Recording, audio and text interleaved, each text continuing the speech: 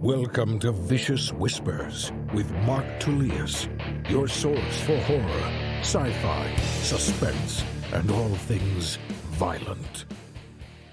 Thank you so much for joining me today on Vicious Whispers with Mark Tullius. At the end of the episode, we will play a short story from Somber Stroll. I don't feel like reading to you guys. I had been reading Trying to Die in a Dark Fairy Tale.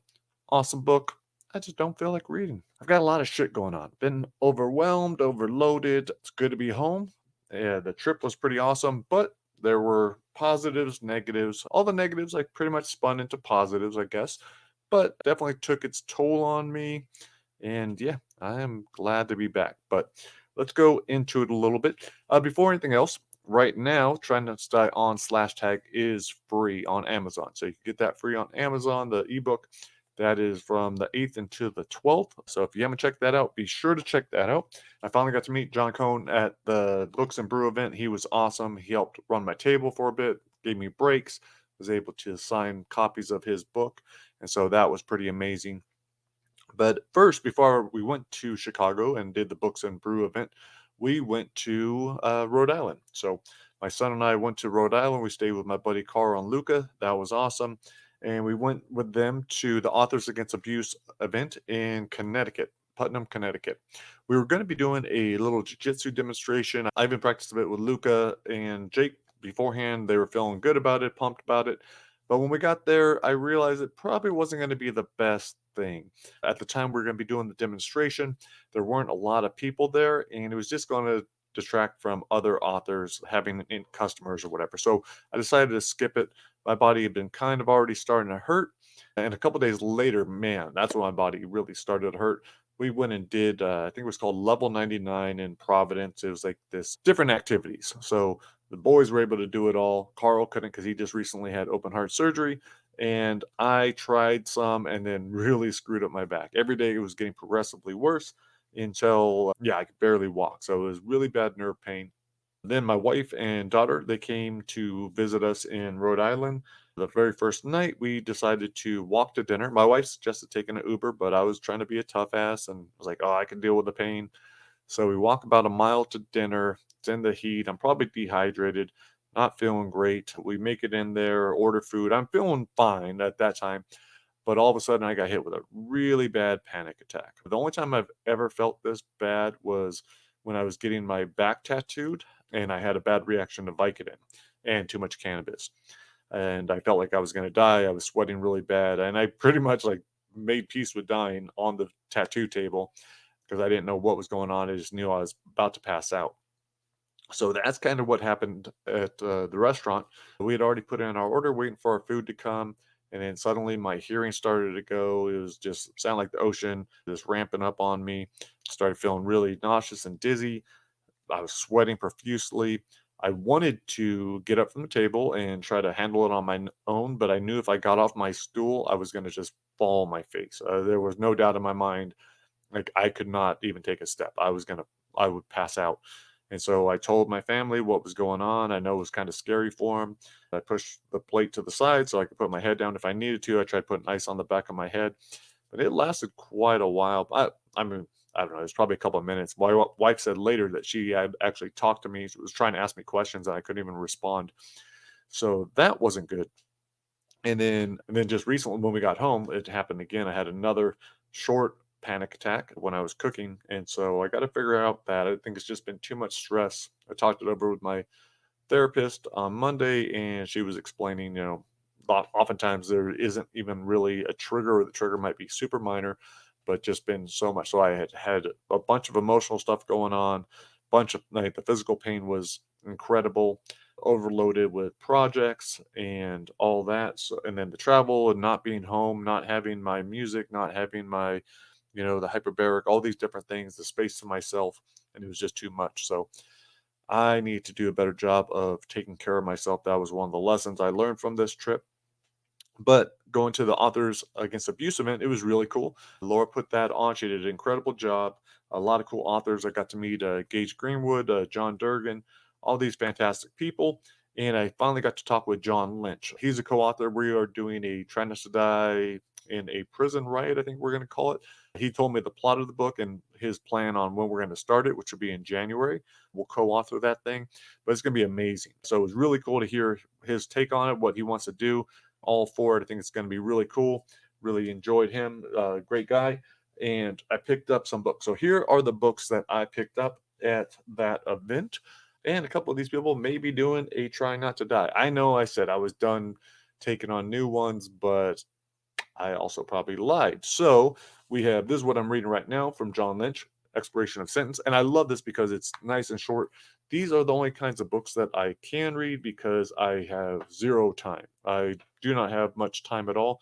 Most of my time is spent editing and reading other people's work. But this is perfect, set in a prison. That's what we're writing about. I love his style. This is excellent. I also picked up from him, got The Warrior Retreat. That one looks really cool. And this one looks a lot of fun. Christmas Eve Carnage.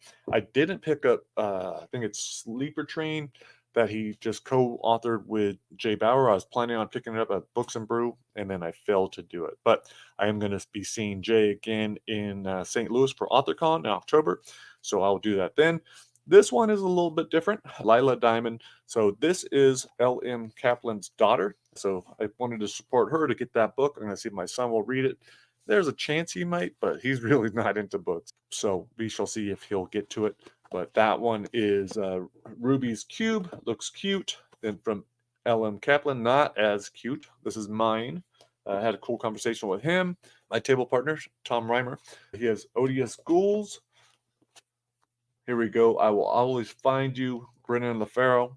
That one looks really cool. Want to check that out. And Devin Cabrera. Welcome to Nightmare Island. If you're in the Books of Horror group, I'm sure that you have seen these books, read them, and I'm excited to check them out. This is my first time meeting these guys, my first time being able to read their books. So yeah, pretty excited to check those out. Don't know when I'm going to get to them, but doing Lynch's first, and then I will go from there. After the event in Rhode Island, got to also go see my family, so that was a lot of fun. And then we went to Chicago, and then got ready for the Books of Horror, Books and Brew event in Evanston, Illinois. That thing was pretty amazing. I didn't have time to hang out with people the night before. That would have been really cool because the event was just so busy. There were so many authors that I wanted to talk to, but it was hard to leave the table. And then with anxiety and like, do these people even give a shit about meeting me or talking to me? And everyone's busy. So it was kind of tough to talk to all the authors. I think there were 57 different authors, a lot of really cool readers, but it is an amazing event. I loved it. That's probably one of the this is the most fun I've had at an event. I've done the LA Times Book Festival. I've done the Frankfurt Book Mesa, which has been awesome, and a lot more people. But this was cool because they were all horror fans, and several that came up and told me how much they liked the newsletter, which means a ton to me. It's crazy that anyone even reads my newsletter, let alone likes it enough to tell me about it. So that's awesome. This lady, Stephanie, she picked up 9 of the books. She already had one, so she needed the other 9 to make her collection. That's pretty amazing. Just connected with a lot of people. I'd seen their faces before, interacted with them a little bit online, but I had never got a chance to talk to them and to thank them for their support. So that was pretty awesome. And what was really cool, my table partner was Damon Manx. So I'm sure you've heard about Damon. He wrote a story, the first story in Deathbed Confessions, D is for Brother. Thought he did an incredible job with that. I've talked a lot about him and Mark Cow's doing Try Not to Die in Our Cranium, which I am currently editing. I'm going on the edit for that one. I'm hoping to have it to probably within 1 week. Then as soon as I'm done with that edit, I get to do Angel Van Addis, well, co-authoring that one, Angels. Awesome. I was able to read it over this trip. I think she gave it to me right before I left. I was starting to read it. I wasn't sure if I was going to be an editor or co-author. We decided I would go in as a co-author, but she did an amazing job, amazing story, so fucking cool. And I'm just going to go and put my little twist on it. And so I will start that. So that's all I worked on the trip. And even I was working on it. The plane ride was like 4 hours and 15 minutes. For 4 hours, I was working on her book. I've already completely rewrote it on paper. Now it's just typing it in. So as soon as I'm done with Damon's and Mark's, I will jump onto hers. And that's fucking awesome because those 2 books will be out this year. In addition to that, I read the death scenes for P.W. Foyt's Meadowspire Mall. Try Not to Die at the Meadowspire Mall. He's doing that one all on his own. I'm coming in as assistant editor and publisher, but that book is amazing. He did an incredible job. There's very little for me to do. It's 116,000 words, which is twice as long as every other Try Not to Die except for Ghostland, which is like 66 or 67,000. So, yeah, he did an amazing job. We just got the cover, I think, finalized, and that book will be out before Halloween. So, super proud of that one. Excited to get that out. So, just knowing that there are 3 books just about ready to get out there is pretty awesome before the end of the year for sure. And meanwhile, I'm talking with all these other authors about doing theirs. But anyhow, back to Damon. Him and his sister were right next to me. They had the table right there. They're both incredible people. Done a TikTok with Damon. We had a Zoom call, but being able to talk to him in person, super cool guy, incredibly helpful. We were able to talk about the book and directions we're taking on it. And yeah, so it was just really cool. These are the ones I picked up from him. So his brand new one, his series, The Ojonox, got that. Here's book 1 and book 2. I think book 3 is coming out really soon if it's not already out. I think it's next month. And then he has book 4 also coming out right after that. Then also the small one, Abigail. I'll probably read that one first just because it's nice and short. But I am excited about this. I've heard nothing but great things about his books, and I know I like his writing. So I'm anxious to get to that. I had the chance to meet MJ Mars. So this is her new one. We've already gone too far. Very excited about this. She's one of the last people that I brought on for a Try Not to Die. She's doing Try Not to Die in the UK, which is amazing because then that means I can now go to the Edinburgh Book Festival to promote it. So I want to schedule that one next August, I believe, because my wife really wants to check out Scotland. So I was like, okay, that's perfect. We'll go there to promote the book. It'll be out by then. Check out all of Scotland, and then head to the London Book Fair in, I believe, March of 2026. So now I'm doing a lot of planning ahead like that, and that's just exciting. It's like, okay, I get to push this book. We're going to be doing Germany for the Try Not to Die Between the Worlds. That takes place in Germany. We'll promote her book in, Try Not to Die in the UK. So pretty amazing. Right behind me at the book festival was Andrew Nagberg. He has the Mobius door. That's what I picked up from him, and the Never Born Thief. So he was super cool. Really enjoyed talking with him. He is doing Try Not to Die in the Shadowlands, and we were talking a little bit about his project and how amazing that's going to be. One of the nicest people I've ever met. And I knew she was going to be incredible just from all the messages we've had was Angel Van Atta. It was really cool to talk with her. I think I just finished reading her book while I was there. She'd been nervous on how I was going to take it, whether or not I was going to like it. But again, it's a super awesome story. It has fewer death scenes than nearly all of the other ones, but it also doesn't need that many because she was hoping I might come in and add some others, but I don't think I want to. I think it's a super solid story. It's a great story and it doesn't need a whole lot of extra death scenes. One thing I'm realizing from reviews is that people often don't read all the death scenes anyhow. So if they're experiencing, 12 or they only die 10 times, like, why are we putting out so many death scenes? Why are we wasting our words? So if you guys aren't going to enjoy our deaths, we're not going to give them to you. So I may add a couple. I'm going to go through it closely. See, I had ideas for like 1 or 2. Usually things will jump out at me, but she did such a good job with setting them up. I don't think I want to mess with it too much. So that is that. Steve Montgomery's Try Not to Die Super High. Waiting to talk to him so we can finish up the last 3 scenes. If I don't get it done before September 4th, that's not a big deal because my son and I are headed to him to go visit his gym, American Top Team in Asheville, North Carolina.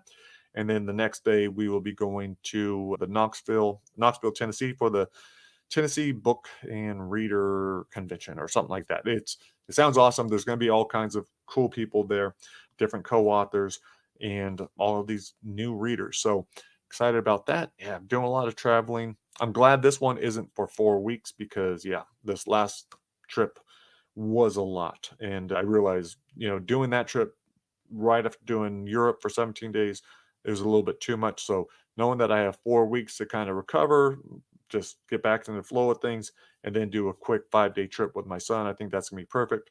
But being able to go there, finish up those scenes with Steve, talk it all through if it's not already done, That's going to be incredible. Plus, he's just a super cool guy, and I want to check out his gym. I think it should be really cool.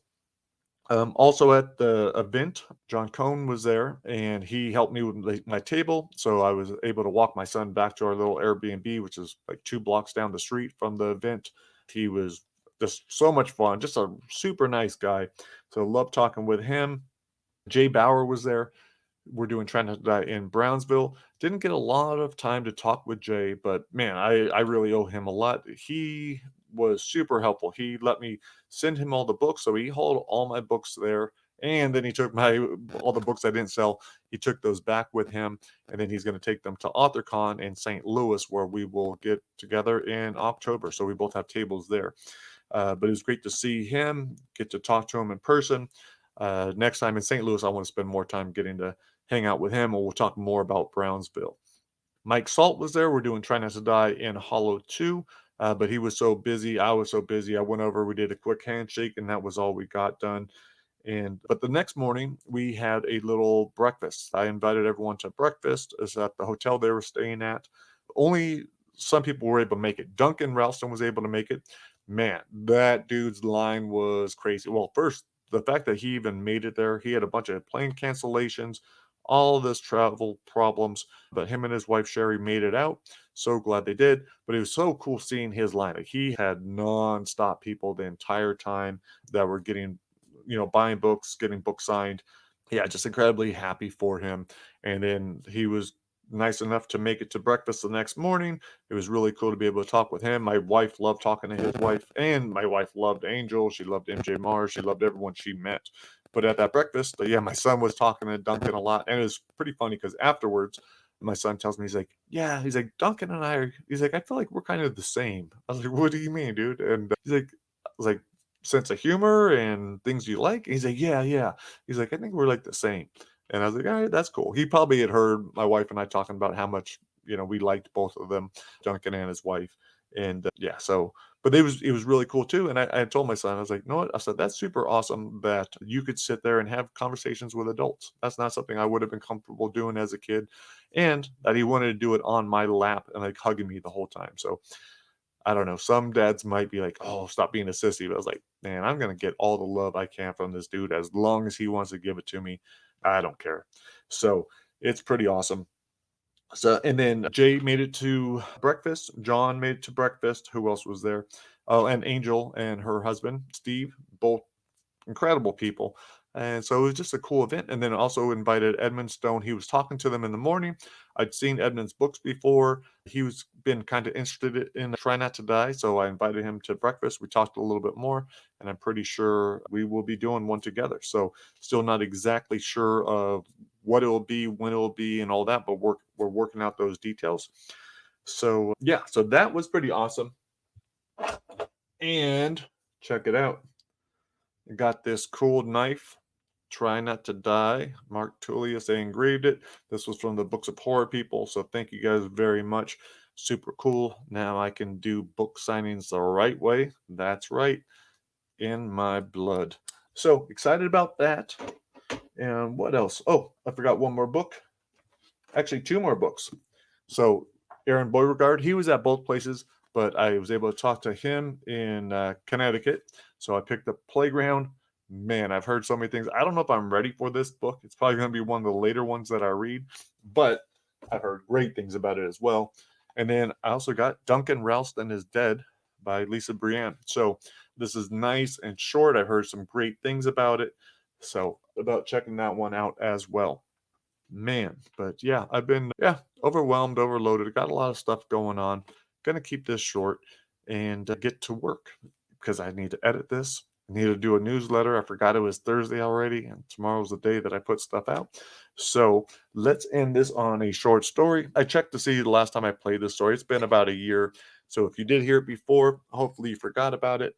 But since I'm feeling kind of violent and just getting back into jujitsu, I thought we would go with Mutual Understanding. So this is off the Somber Stroll. Don't remember who narrated this one. Oh, I do remember who narrated it. My friend Donna Gonzalez. She's a badass black belt, 10th planet black belt. and I thought she was the perfect one to narrate this. So hopefully you guys enjoy it. This is Mutual Understanding off the Somber Stroll. Thank you so much for listening. I hope to be back next week. If not next week, the following one. But I appreciate you guys. Peace.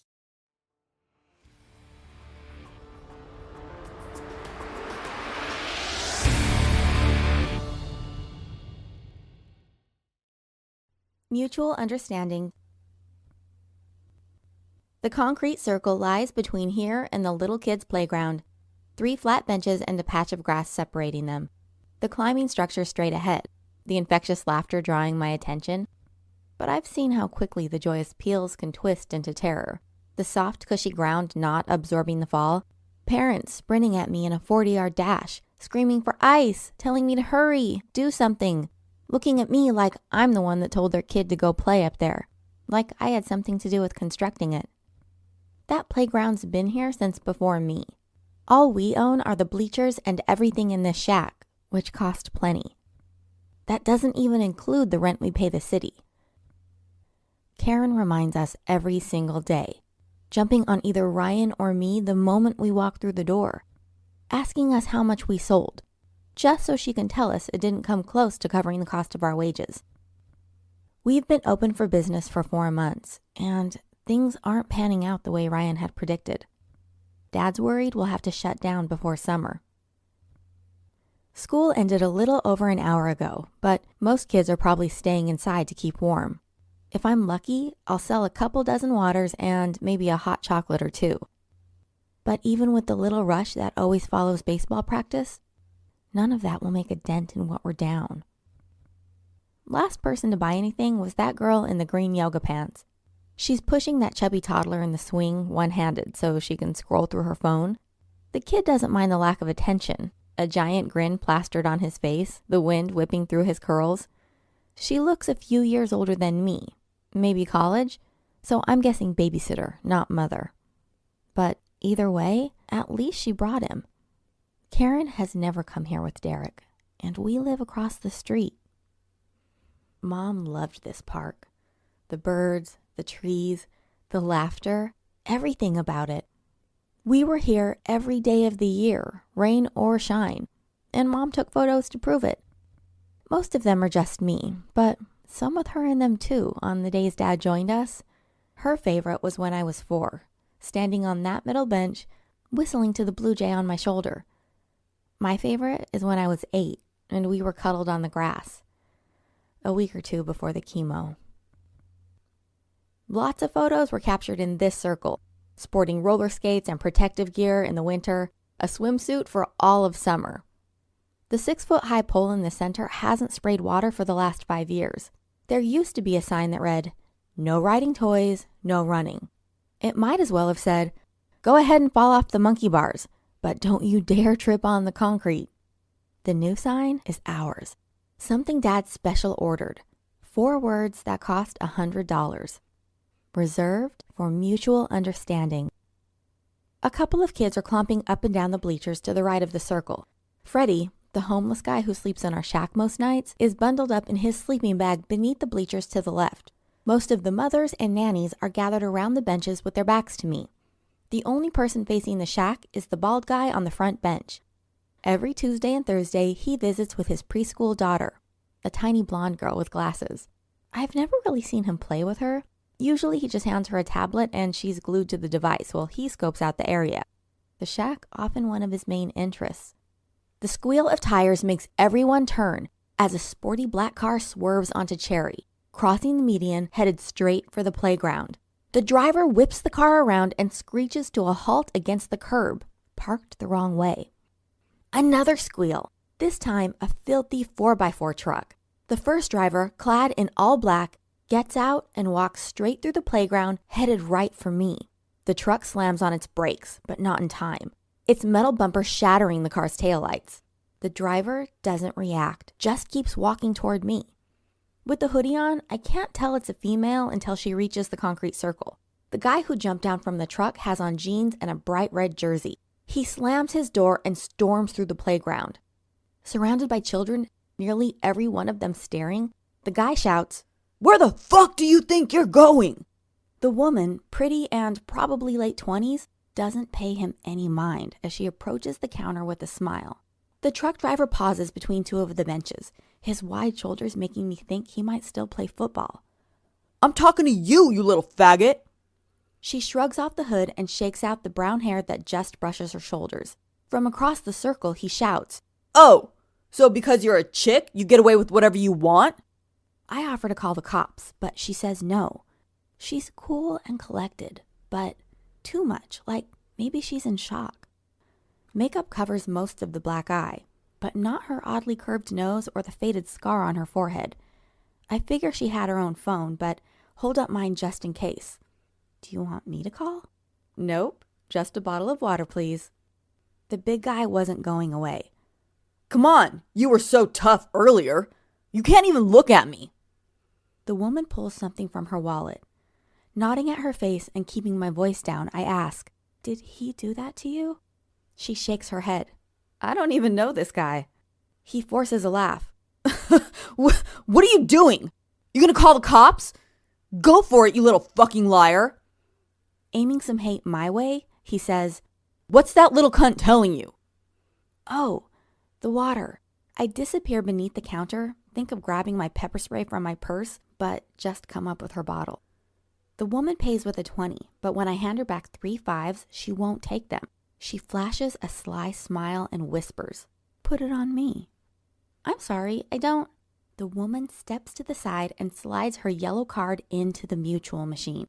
A series of loud whoops blare from above as the yellow strobe light on the roof is activated. The computer reads, Sarah Torres, 32, 5'8", 135, B.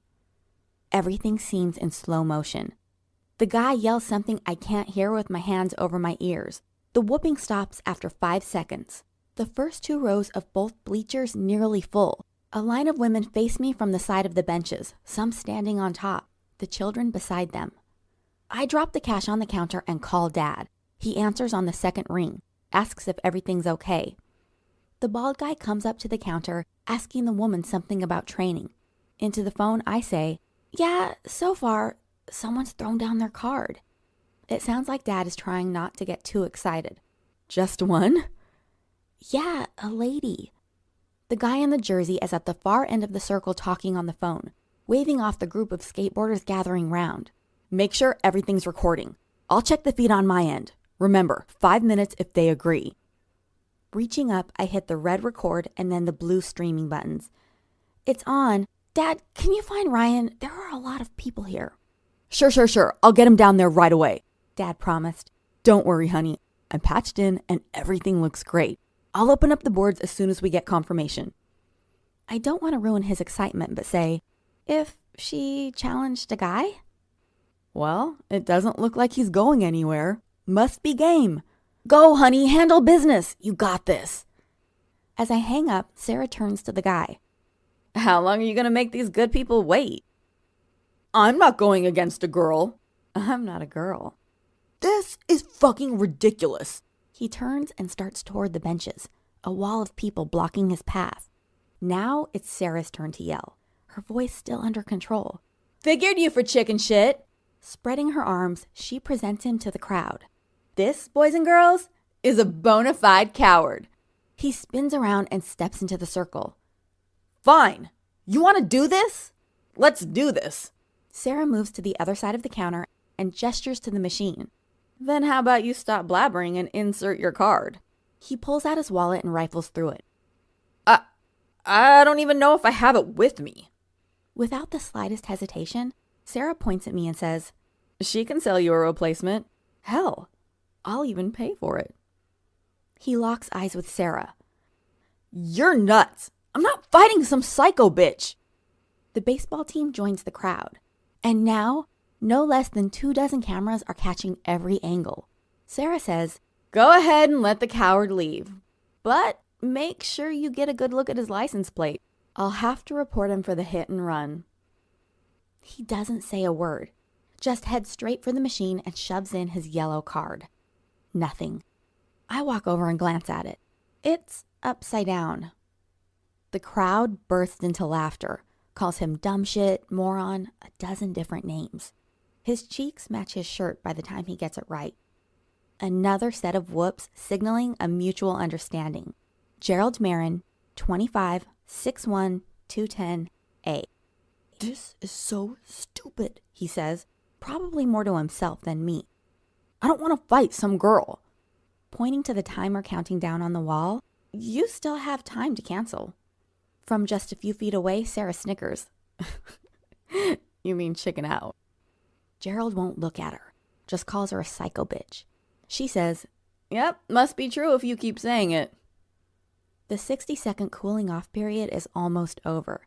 I give them one last chance to back out, then press the button that posts all the details to the Shack's billboard. The bald dad squeezes in front of Gerald so he can be first to place his bet. At least a dozen others line up behind him to use the machine. The rest of the counter is filled, people calling out orders, not bothering with a line. Sarah takes the right bleachers as her side.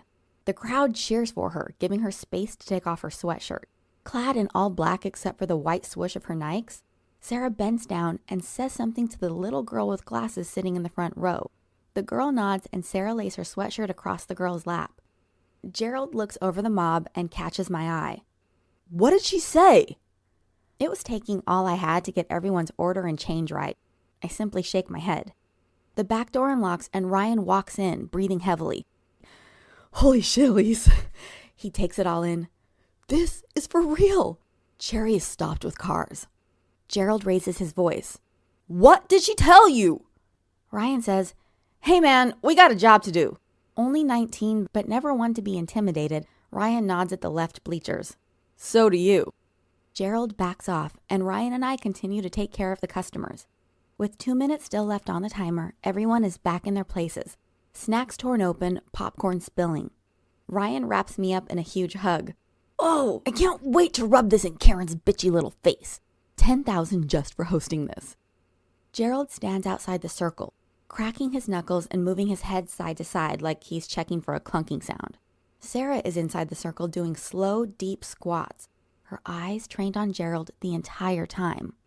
I tell Ryan, I don't think I want to watch. He has both hands on the counter, beaming as he soaks in the scene he'd dreamed of. "Yeah, of course. Why don't you get the ice and bandages ready?" Sarah rolls her neck in every direction while pumping her arms back and forth across her chest. Gerald shakes his legs out and keeps on knuckle cracking. Sarah raises her right hand overhead and shows us her red card. Staring at Gerald but speaking to everyone, she says, "Let's make this more interesting." The crowd roars, stomping their feet, the bleachers shaking. Gerald doesn't say a word, his face hard to read. Sarah practically bounces over to the machine and replaces her yellow card with the red one. She returns to the bleachers to the sound of 3 blasts of the air horn. "You're insane," Gerald says.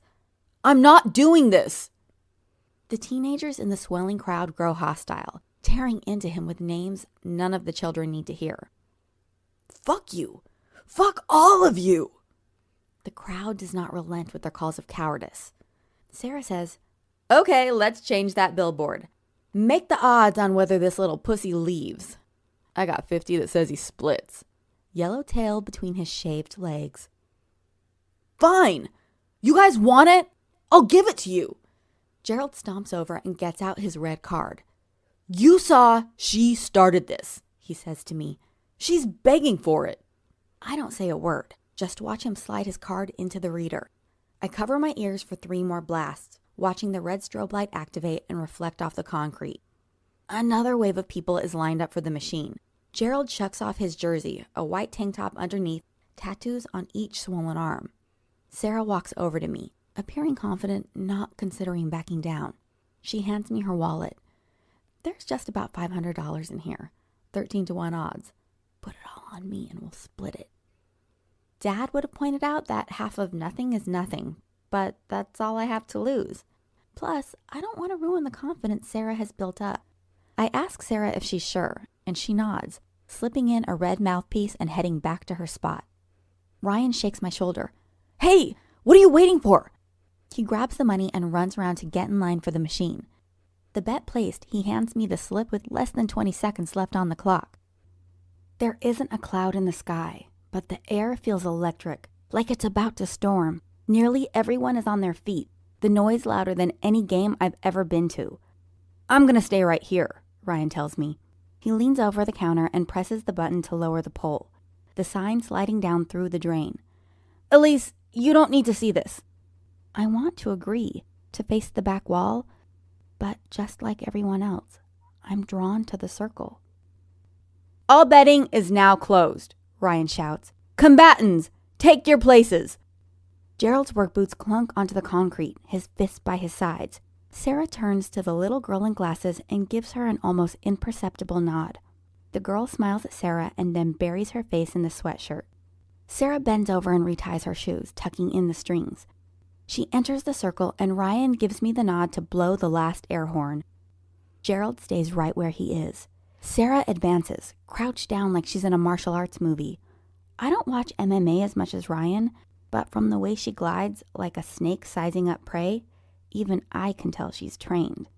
Only problem is, Gerald's being 1.5 times her size. The ridiculousness of this woman closing in on the much heftier man becomes a little less ridiculous with each measured step. Gerald brings his fist to his chin and stands his ground, looking like he might try and tackle her. The crowd quiets as Sarah passes the center of the circle. She jumps in and out of his striking distance, but Gerald never bites. Sarah's third time in, she steps diagonally to the left, blasts the inside of his knee with a vicious kick, knocking his leg out wide, the crowd roaring approval. Gerald tries to regain his balance, but Sarah's jab cross connects with his nose. She follows with a hook, but Gerald drops his chin, her fist glancing off the top of his head. Sarah jumps back, clutching her hand. Gerald leaps in and just misses with a haymaker.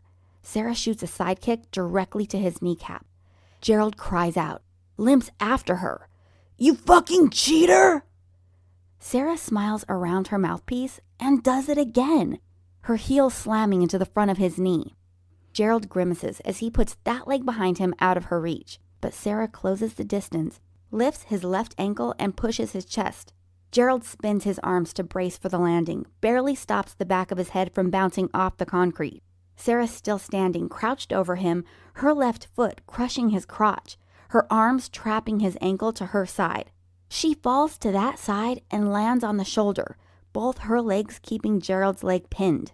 With a deep grip around his ankle and the boot trapped behind her armpit, Sarah presses her belly to the concrete and arches her back.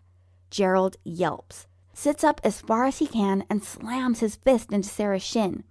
Sarah shifts her hips and switches her legs so her outside leg is over his. He tries wrenching her off, but she has it figure forward with her bottom leg. With his leg bent at that odd angle and his foot trapped on her hip, Gerald can't do much. He throws a backhand, but she ducks under it, his heel caught in the crook of her elbow as she takes it with the leverage of her whole torso all the way onto her far shoulder. I tell myself that pop was just his jeans tearing, but the screen says it was probably a ligament. Gerald grabs hold of Sarah's arm and pulls himself on top of her, pinning her top leg down. His left hand finds her throat and squeezes. Sarah knocks off the choking hand, but doesn't see the punch that cracks her upside the head. There's blood beneath her. She keeps moving, deflecting the next 2 punches off her forearm. Sarah sits up and hugs Gerald close, bringing them back down. The moment his hands hit the concrete, Sarah brings her shin high on his back, over his shoulder and under his chin. Ryan shouts, "Oh, fuck! An omoplata!" Sarah sits up and wraps her arms around Gerald's neck. Gerald strains to get away, like a dog on a leash, his face smashed into the concrete, his arm riding further up his back. He bursts forward and breaks Sarah's grip, drags her underneath him, and drops all his weight. Sarah grunts loudly, but never stops scrambling. Getting her feet on his hips and then locking her legs behind his back, Gerald reaches back to throw a right hand and Sarah launches her body at his left arm that's braced on the ground. They start to tip over, but Gerald slams his hand back to the concrete. Sarah ducks beneath his armpit, sliding around to his back. Now Sarah has a foot wrapped around the front of each of Gerald's legs and fought to get an arm around his throat. Gerald tucks his chin and pushes off with his feet, throwing them into the middle of the circle, Sarah's head banging off the drain. Keeping his weight pushing down on her chest, Gerald throws a blind punch over his shoulder, a meaty thud that smacks Sarah square in the mouth.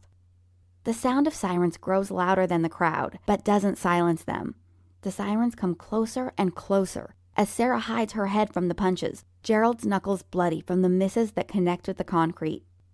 Everyone is so absorbed with the fight, I'm the only one that notices the police cruiser tearing through the parking lot and slam on its brakes just feet from the back of the bleachers.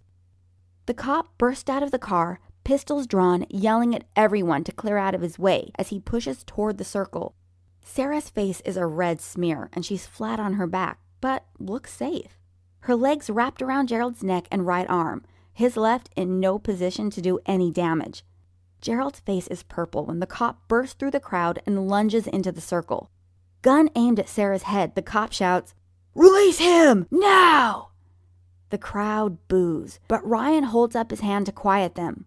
Pointing at the 2 red cards in the reader, Ryan addresses the officer. He agreed to an advanced mutual understanding. Those 2 are the only ones who can stop it. The cop doesn't take his eyes off Sarah. "I said now!" Sarah glances at the cop, but can't seem to take in what he's saying. Ryan urges her. "Go on, he can't stop this." Ryan cites the lot of the cop, swears they'll make a citizen's arrest, and sue if the city continues to interfere. The officer lowers his gun, but only a bit. "That man's a police officer." Sarah takes a deep breath through her nose as blood trickles from her bottom lip that's torn in 2. Speaking around her mouthpiece, she says, "Not in here!" Gerald takes advantage of the distraction and drops to his side, freeing space around his neck. Instead of fighting to get back under him, Sarah swivels on top, her legs still triangling his head and arm. In complete control, Sarah sits back on his chest, a steady stream of her blood falling on the forearm that tries to hide his face. The cop yells at me to do something, to shut it all down, but Ryan says that isn't going to happen. "This is all on video, and you're trespassing. Get out of the circle." Sarah spit out her mouthpiece and hits Gerald's cheek. "Or stay there and you can go next." Gerald peeks from around his forearm and whispers, "Please." Sarah shakes her head and slams her elbow down on his forearm. The crowd roars. She does it again and again. An explosion of applause accompanies each strike. It looks like his forearm breaks on the 6th shot. I stop watching after 2 more, but I hear the thuds keep coming, becoming wetter. The cheers die down until finally, no one utters a sound. There's only her breathing, ragged, like an animal not to be messed with.